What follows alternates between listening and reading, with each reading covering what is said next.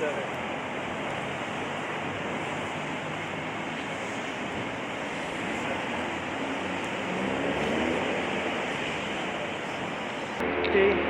7 of 7. Day 7 of 7 minus the gazebo. Gazebo. Gone. Gazebo is gone. Thanks to the Hurricane Gonzalez. Hurricane Gonzalez, is it? Hurricane Gonzalez. That's the first victim of Hurricane Gonzalez.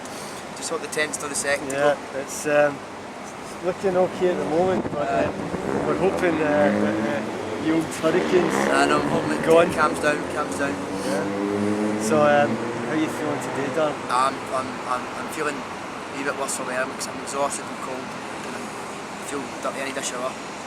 But like I says, there's a lot of people who are living a lot worse off than I am, so I don't want to sound like a complete drama queen. But I don't feel too good. I can see her wearing a bit. I can see myself just looking in the, scared to look at myself in the reflection. Okay, so I mean, this is certainly an eye-opener for me as well. I mean, you've been staying out here, you know, for homeless people, my God. Homeless people living in poverty in general. The plight in poverty, I've said it once at one time, the plight in poverty in Glasgow, Scotland is absolutely atrocious. It's sickening. I mean, recent figures of 1 in 3 children, somebody else 1 in 2 living in poverty. I don't even need to go in these figures. I've seen it day in, day out, running the food bank, as they call it. It's sickening, it's horrific. People visit food banks for all different reasons. So this is just a way of trying to raise awareness and highlight how bad things are. And I must say, I believe it has been a success. I believe a lot of people have been talking about poverty in Glasgow. And I will say just now, I did say I'd do 7 days. This is the 7th night. I'm doing this night in respect to the people around the world living in poverty. Yeah. So I've done the 7 days in respect to Glasgow and poverty Glasgow. This night I'm going to be thinking about the people around the world. People who are living in poverty in East Africa, who have no water, in South Sudan, who have no water, and all around the world where there's complete poverty. So tonight my thoughts will be with them as well. Brilliant.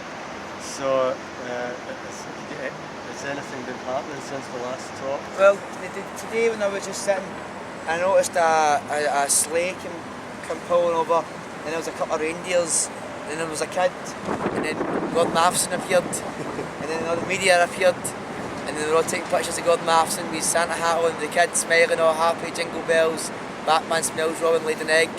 At that point I decided to go over and let them know that, well, you're there all smiling happy with this one wee kid, who have nothing against that kid in particular. Smiling with your wee Santa hat on, pretending everything's okay. Everything's not okay, Mr. Matheson. Children in this city are going hungry. Probably after you finish being this cold for 5 minutes, you're a couple of 40s, you go back into the chambers, maybe have a hot cup of tea and maybe have something nice to eat. So while you're doing that, there's children sitting in the house freezing cold, people on the streets freezing cold, people going hungry.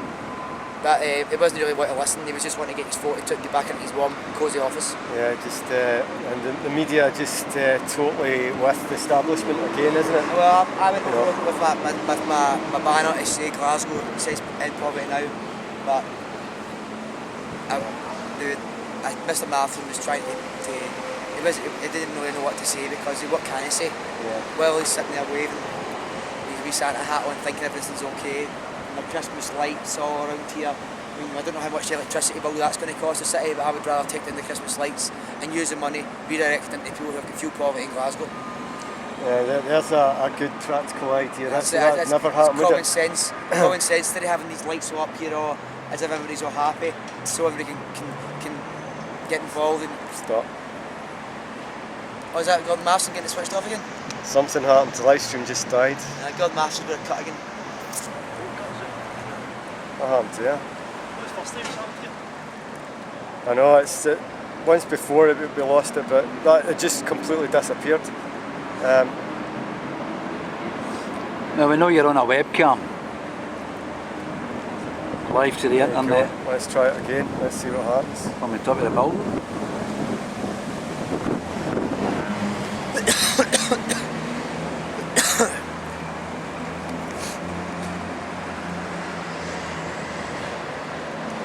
I should have said they know you're on a webcam. Let's see. We know. I don't know what it's doing. It's saying the live stream's already started. I'll interrupt it, but it's gone. Any ideas? See see it. Right, if I click on, right, start live video. But if starting your live will interrupt your current live broadcast. Yeah.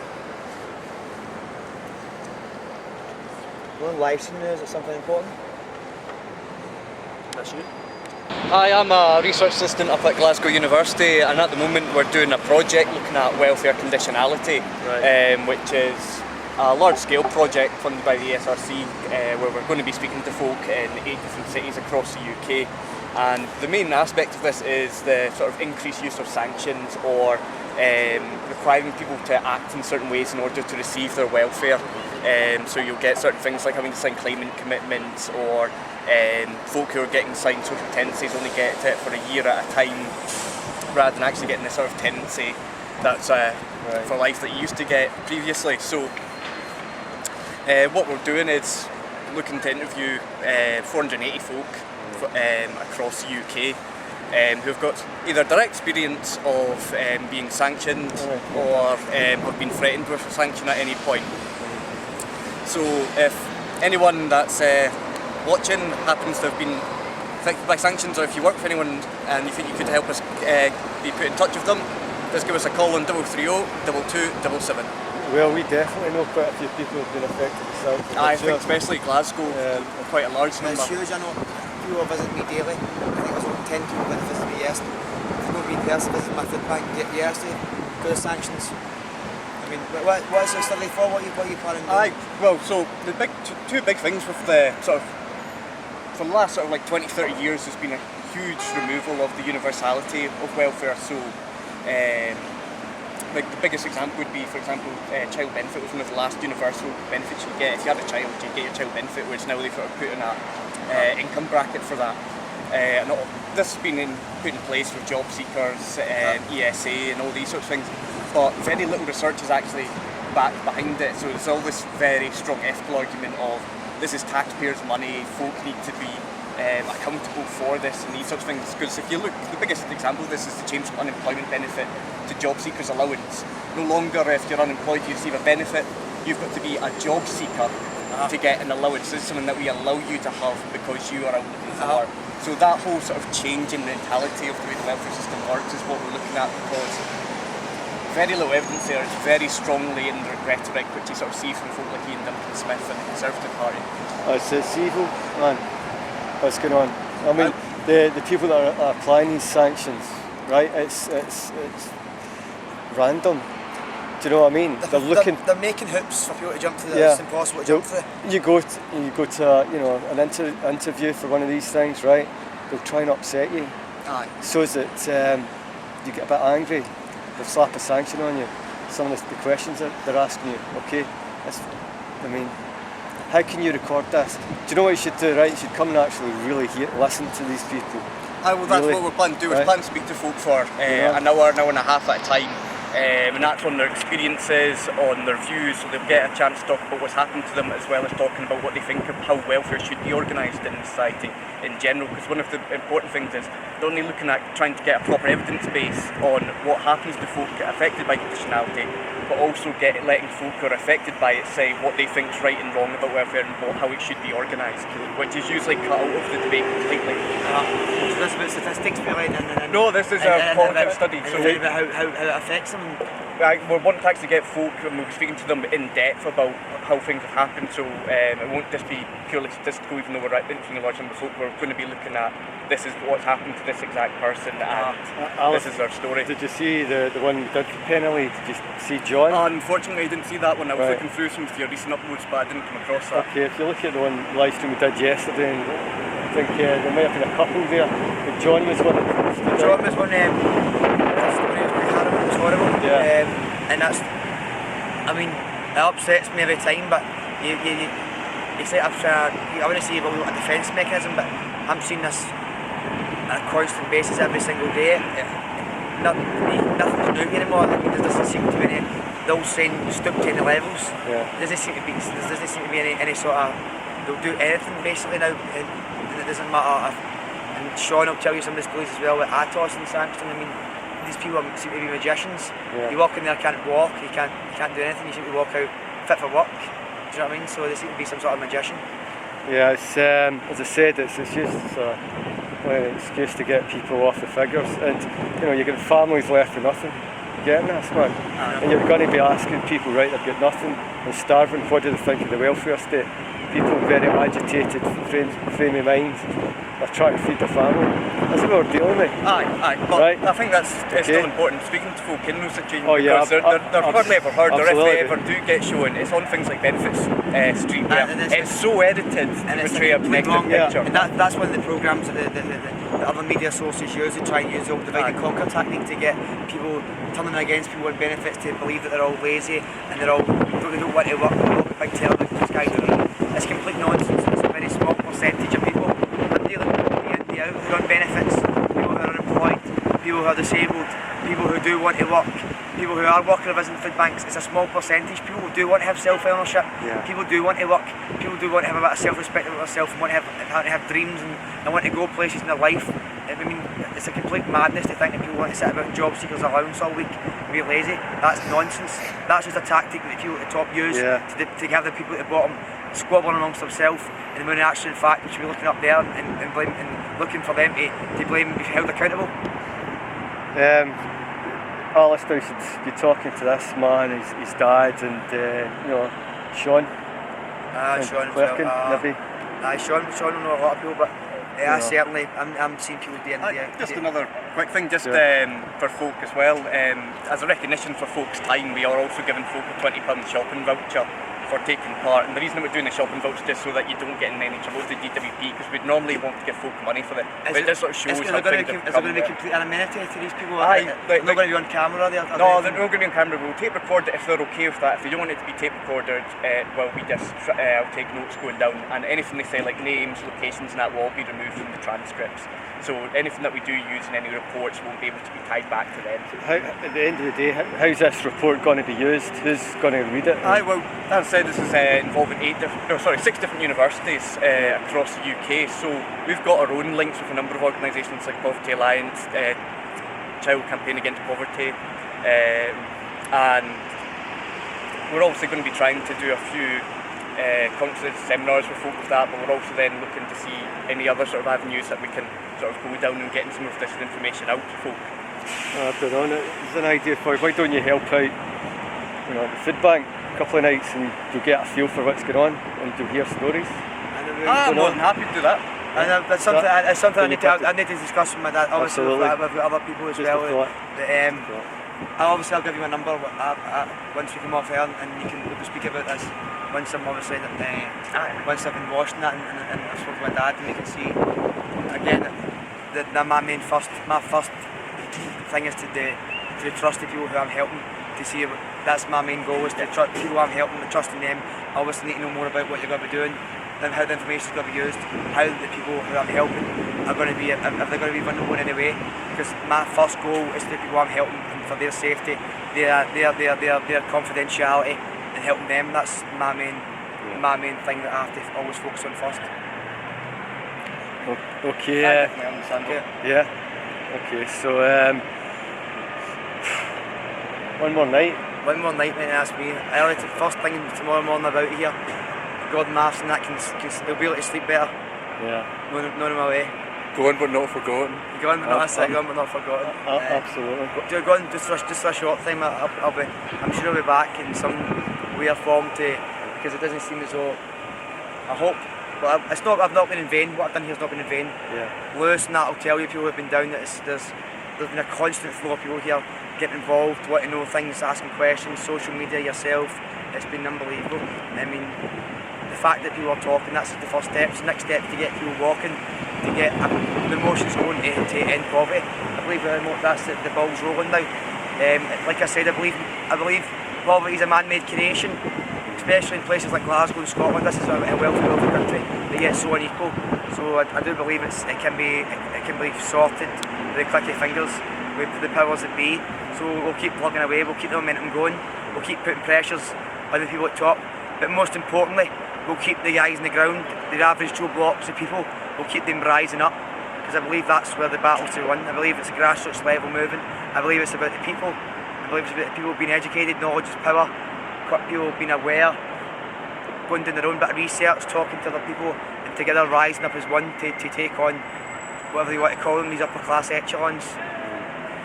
But I believe we're gathering momentum and things are looking good.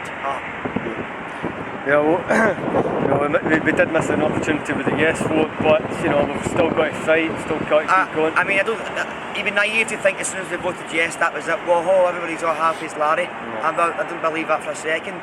But what I do believe is it would have been the first and biggest step towards making it for more equality in the cities in the country, not just for Scotland, but for the rest of the UK and the world. Yeah, we've just got to keep highlighting this to people, try to show them how bad things really are. And like our welfare, blanket that was there is basically just becoming threadbare. For instance, today, like I told you, when Gordon Matheson was there in his sleigh with his 2 reindeers, which are obviously been bred into captivity, the things are not even free. But obviously they took around at Christmas to do pictures for Gordon Matheson. He puts his Santa hat on, he sits next to a wee girl, smiles, as if everyone's all happy as Larry. They put the lights up, things aren't happy as Larry.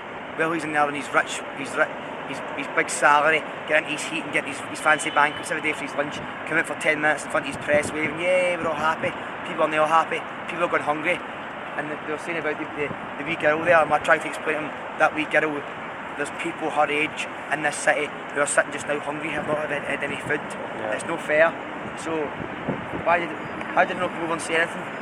Why did they not come over here and see what was going on here? This is a real reality. Yeah, not a good photo opportunity. This is a real reality. Yeah. This is a real reality. And then as soon as he's done his couple of minutes photo and he's cold, I'm sure he was dead cold. He ran away into his city chambers again. He probably got his eating up full blast and I don't know, maybe have his caviar, washing him with some champagne or whatever. Okay. So for about tomorrow, what have you got plans? Like what time are you thinking of leaving at tomorrow? Dusk. Dusk. What time? I've got to come in and get you at dusk. Honestly, as soon as when the birds wake up, I'll be up my way. Alright, man.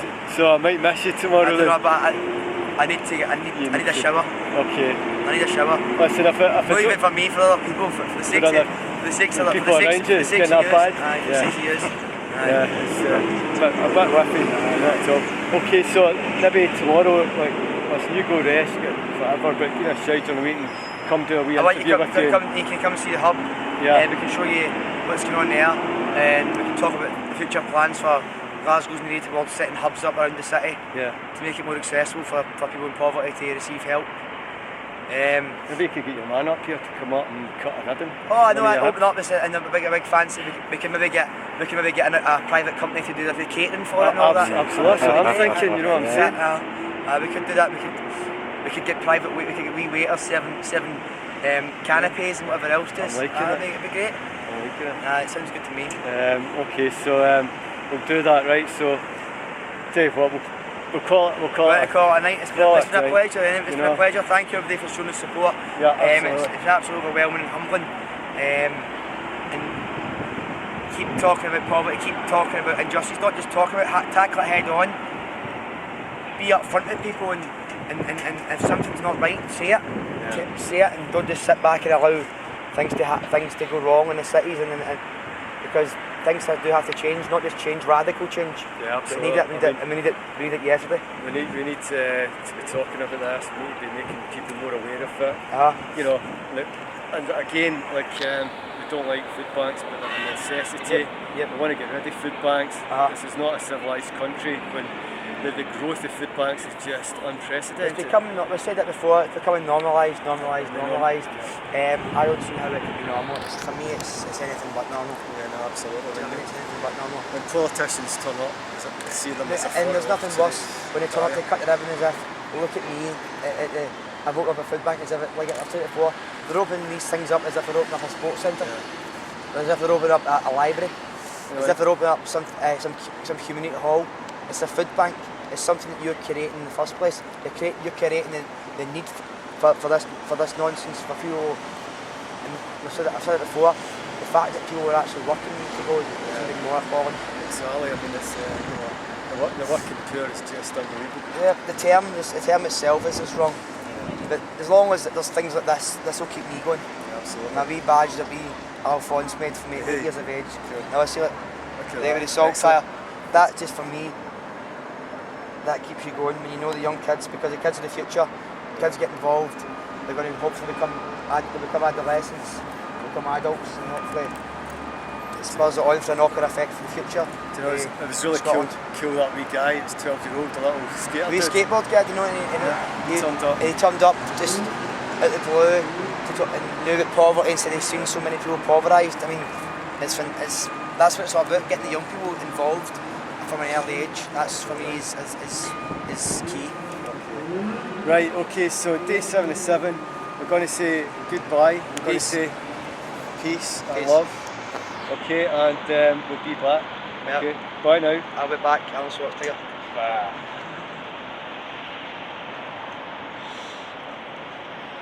Oh.